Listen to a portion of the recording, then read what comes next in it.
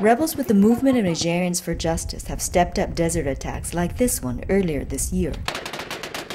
More than 100 rebel fighters and civilians have died in the fighting. Rebels target military posts and companies supplying energy to the region's biggest moneymaker, uranium mines.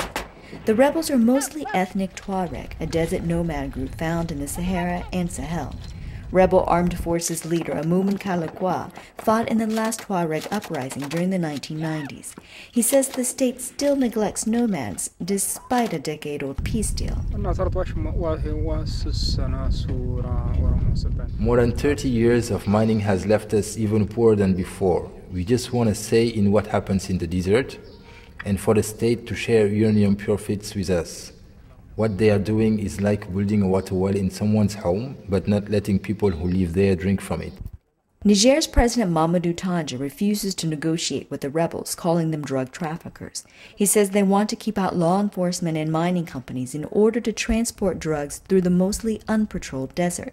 The rebels denied this. Up until last year, France was the region's only mining investor, using Niger's uranium to supply its nuclear energy needs. But last year, numerous other new energy-hungry investors won mining contracts in the north.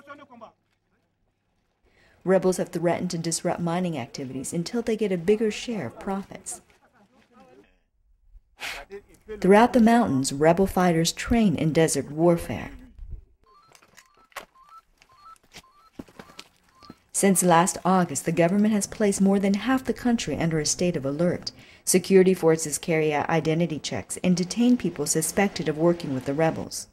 Herder Istafa Ehia says his grazing camels wandered last December out of the desert onto the paved road linking the mining towns Arlit and Agadez.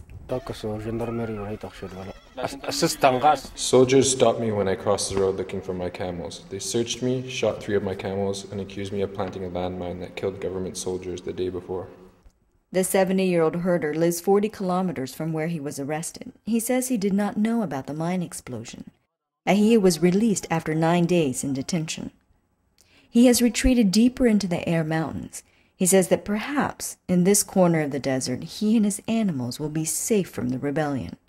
Phuong Tran, for VOA News, Air Mountains, Niger.